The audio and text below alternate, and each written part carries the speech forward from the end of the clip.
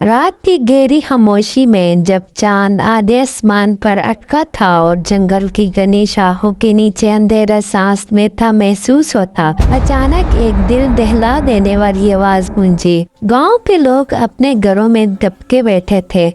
बुजुर्ग कांपती हुई आवाज में कहते, अंधेरी वादी का साया फिर जाग उठा है और इस बार कोई उसे रोकने वाला नहीं।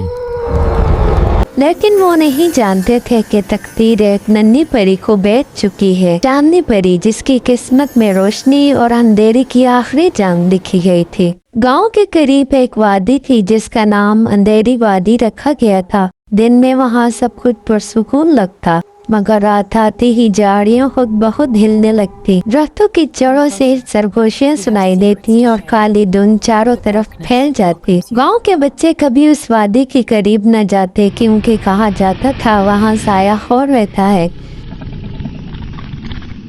जैसा जिन जो रोशनी और खुशियाँ निगल देता है।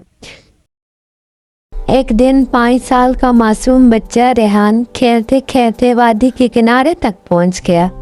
वो अचानक गायब हो गया। पूरे गांव में खौफ की लहर दौड़ गई। उसी रात आसमान पर एक चिलमिलाती रोशनी उतरी।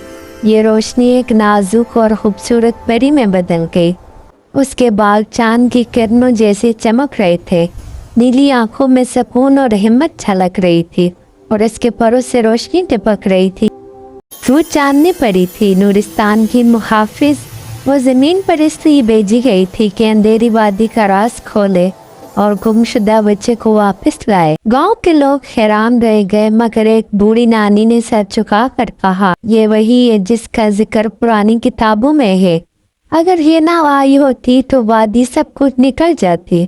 चांदनी परी रेहान को ढूंढने के लिए वादी में दाखिल हुई। वादी के दरख्त ऐसे लगते जैसे किसी ने उन पर खौफनाक चेहरे बना दिए हो। पत्ते बार बार उसकी कानों में सरगोशी करते, वापस चली जाओ वरना तुम भी रोशनी खो दोगी। मगर परी ने अपनी छोटी छड़ी आसमान की तरफ नंग की। उसने एक हल्की सी रोशनी फूटी और उसने बहादुरी से कहा, मैं रोशनी हूँ, अंधेरा मुझसे जीत नहीं सकता। अचानक धुंध के अंदर से एक साया उभरा। ये वही साया खौर था। तुम्हें यहाँ आने की इजाजत किसने दी? परी ने देखा एक बड़े स्याह दरख्त की जड़ों में छोटा सा पिंजरा लटक रहा था। अंदर रेहान कैद था जो खौफ से सहमा हुआ था। रेहान ने लड़ती आवाज में कहा, परी मुझे यहाँ से निकालो, ये साया सब कुछ खा जाएगा। चांदनी परी ने जादू मंत्र पढ़ा, मगर पिंजरा टूटने के बजाय मजीद सख्त हो गया। साया खौर हंसा और ये बोला, पिंजरा अंधेरे से बंधा है। जब तक तुम अपनी रोशनी कुर्बान नहीं करोगी ये कभी आजाद नहीं होगा। परी का दिल दहल गया और वो अपनी रोशनी कुर्बान करती तो हमेशा के लिए बुझ जाती और गांव अंधेरे में डूब जाता।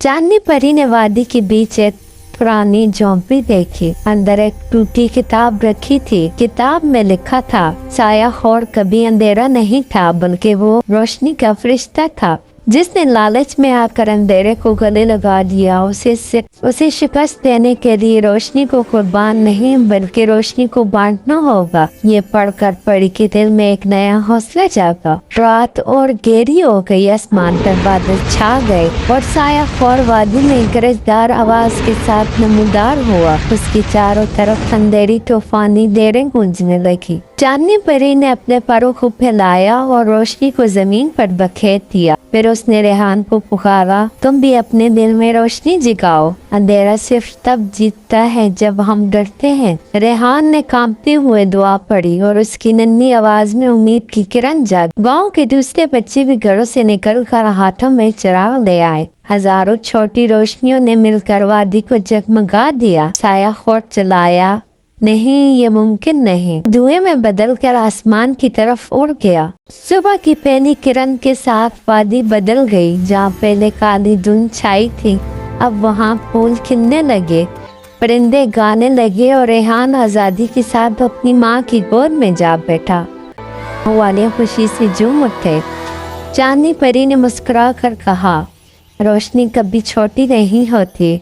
अगर तुम सब मिलकर उसे बांटो तो अंधेरा कभी नहीं जीत सकता। फिर वो आहिस्ता आहिस्ता रोशनी में बदल गई और वापस आसमान की तरफ उड़ गई। सबक, ये कहानी हमें ये सिखाती है कि अंधेरा कितना भी ताकतवर हो, एक छोटी सी रोशनी उसे तोड़ सकती है। बहादुरी खौफ को शिकस्त देती है।